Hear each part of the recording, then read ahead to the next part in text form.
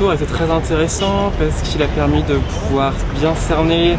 la vie quotidienne des Malgaches. On a pu voir les monuments touristiques, les choses vraiment très intéressantes à Tana. Et ça permet aussi d'avoir une vision vraiment authentique de ce que ressentent tous les Malgaches et avec une sensibilisation aussi qui est très bien faite sur l'environnement et une grande sensibilisation. Donc vraiment on a l'impression de vivre au quotidien avec toute cette population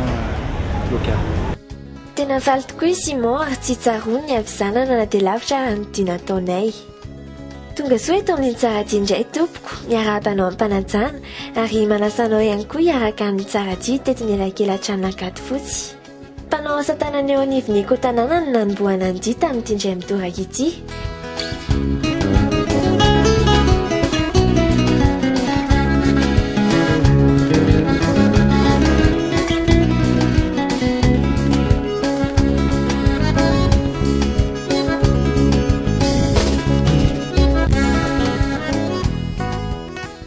Niavaka tanteraka ny tanjona ao anatin'ny famolavolana ny asa tanana tao satria sarobidy loatra ilay finiavana iroso amin'ny fizahan-tany maharitra.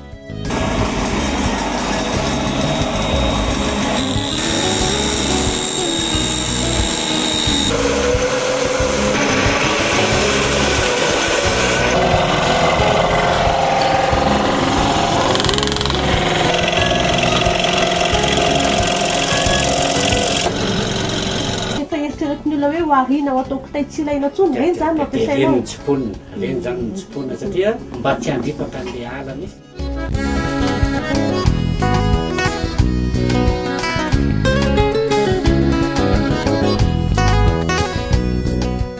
Fa misy zavatra ampitaina koa ny asa tanana Iangaliana Andriamatoa Mahefa izay mitahiry ny kolontsaina malagasy.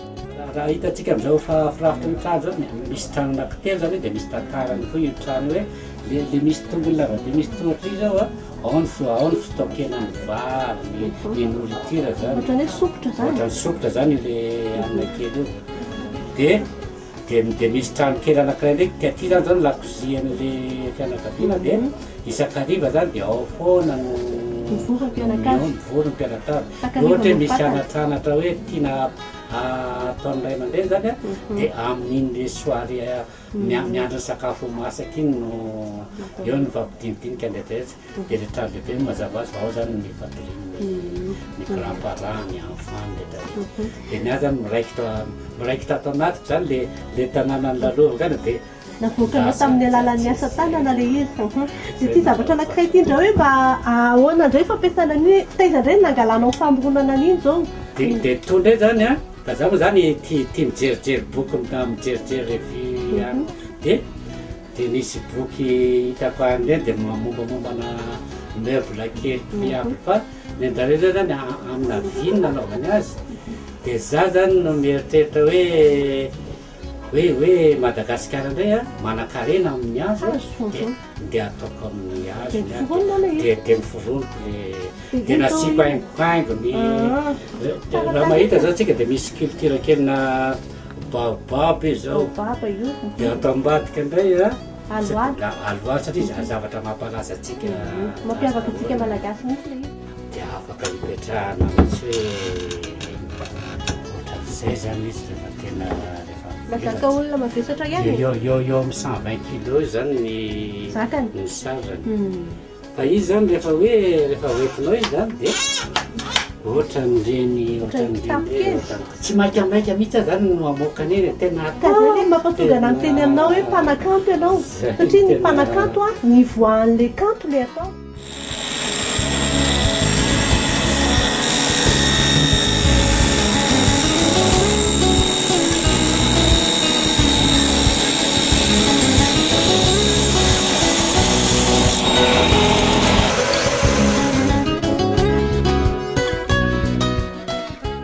Dia rosary ny dia niditra tao anatin'ny tabataba sy ny korotany embouteillage.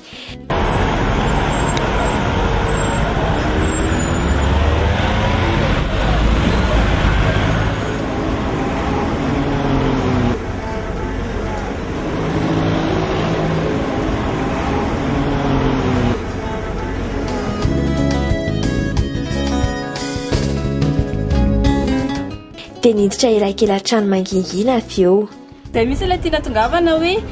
ampisehoan'ilay olona zany hoe na tao andrenivohitra ary dia tsy voatery misy manko ny olona mieritritra hoe eto andrenivohitra amin'ny centre ville zany tsika dia hoe tsy maintsy hoe misy embouteillage mitabataba dia zay lasa hoe miala kely fotsiny tsika zao hoe quelques minutes ny arabe fotsiny tsika dia efa hita hoe mangina be dia mahita mbola zavatra tsy eritreretina ho hita zany tsika ohatra hoe tamboho gasy ohatran'izao dia manana mampiavaka anazy eo amin'ny tantara dia hitantsika ilay izy. Mampatsiahy ny tamboho be any ambanivohitra tokoa aloha ny teto e.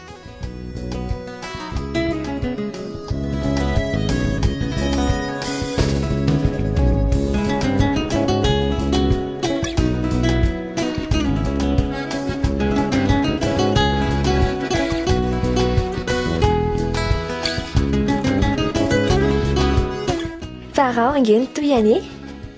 aseho atsika azy mihitsy zany lay fomba fiainana malagasy hito zao ny ataontsika hoe loksa na hoe sakafo amintsika malagasy dia voateniny hoe manao kibo atsena. Ina moa ny anton'izay satria amin'le fandehanana manao ny asa fanao andavanandro dia tsisy fotoana firy ahafahana misakafo ny mpianakavy ao an-trano dia mahatonga atsika ny ampiasa n'izay fitenenan'izay manao kibo atsena. Izay raha teo koa le fomba fiainana malagasy isan'andro zany. Dia amin'ny fotoana ohatr'izao ahitantsika olona mihinan-kanina foana tona mifiry ny antony dia tsotra tsy ilay ora fisakafoanana no mahamaika ny malagasy fa aoriana ny fanaovan'ny asa mandrarahana izy zay vao mandeha misakafo zay no antony ahitantsika na amin'ny fotoana inona na amin'ny fotoana inona tahaka tony zay lasa fomba fiainantsika malagasy amin'izao fotoana izao. Tia miasa isika malagasy ka na ny sakafo aza dia tsy amin'ny orany intsony vokatry ny hazakazaka.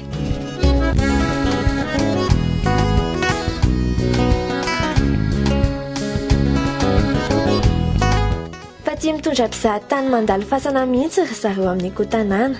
Le faritra misy atsika teto amin'ny domaine Andrainoay eto Akadifotsy zany misy anazy ity dia nisy trano ngeza be tetsy akaiky ny fasana tetsy fa efa androzana moa ilay izy indrisy dia taoriana tokoa tsika mahita le fasana zany fasan'ireny Ainovoay mampiavaka an'ilay izy ito entina tsy ilay olona mahita aloha voalohany indrindra hoe ohatriny ahoana ny fivavahana teo amin'ny resaka fanaovana fasana zany amin'ny malagasy hitantsika eto aoriana ilay izy amin'ny vato dia efa misy ilay antsoina hoe style labordien zany efa vato no nampiasaina dia vato efa namboarina zany efa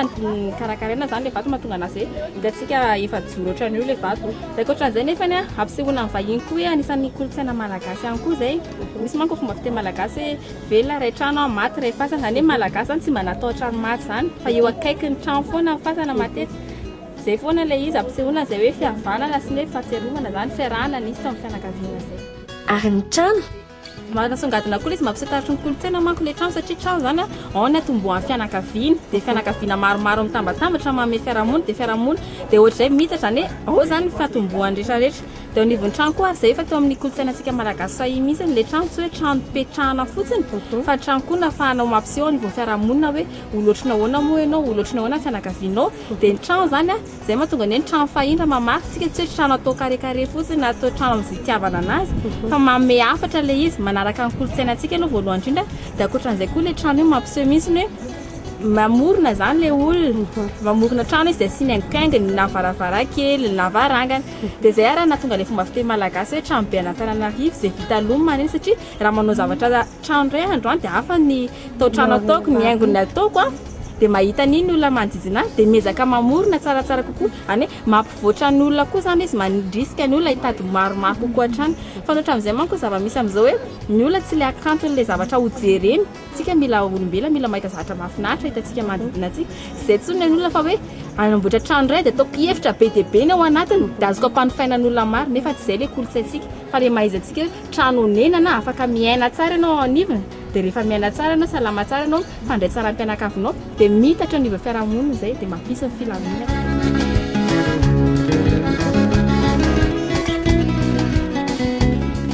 Rehefa nanjony elakelan-trano mandeha lasa dia tafavoaka teto amin'ny arabe Ankadifotsy indray izay mahatazana tsara ny rova. Jery avy hatrany zao tsika dia mahita fa io amin'ny manoloanantsika io ny rova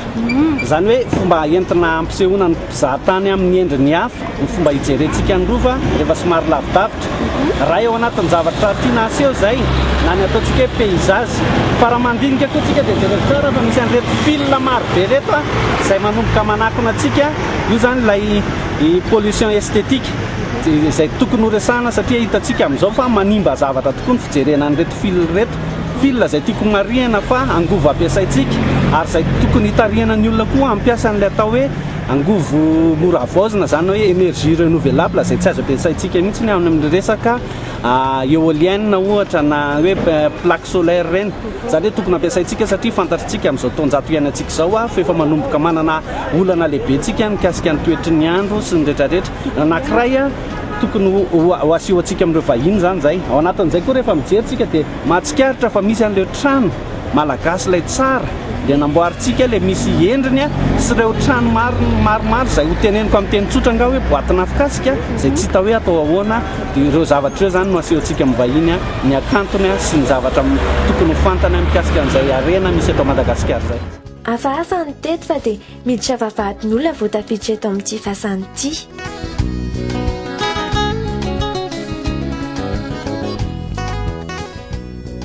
Tafavoaka eto amin'ny arabe manasaraka anakady fotsy amin'ny Antanimena isika.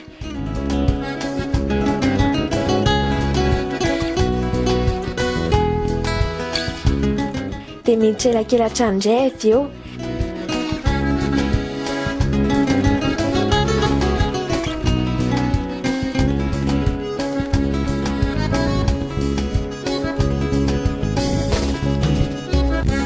Ary mampijery ny mpizahatany tsy fahitany any aminy dia ny fitadiavana ataontsika malagasy ao anatin'ny sasalamba izay ampiasana betsaka ny rano nefa tsy voakajy arak'izay tokony ho izy zany. Masana ihany koa le resaka rano eto amin'ny fanasana lamba dia hitantsika zany ny fitantanana ny rano eto Madagasikara dia ny olana teraka ny fitantanana ny rano eto zao tsika dia mahita hoe makaiza le rano aveto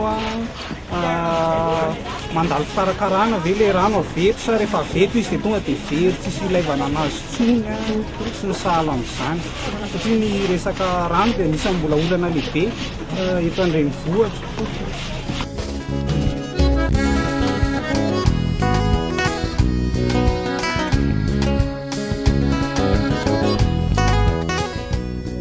Fizahantany maharitra ampandrosoana amponina ny tanjona ka na dia ny fialamboly izay heverina ho mahafinaritra izay dia voaresaka ihany koa. Tena ao anatin'ny saina zany ny zavatra tena tiana ampitaina ny vahiny dia tsy le hoe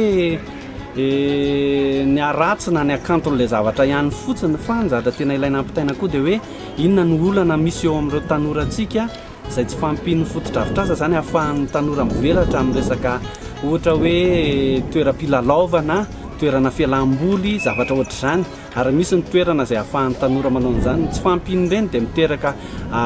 famoronana saina hafa ho an'ny tanora ka zavatra ohatr'izany koa zany ilaina asehoan'ny vahiny hoe misy toerana ohatr'ohatr'izao ahafahantsika ahafahan'ny malagasy zany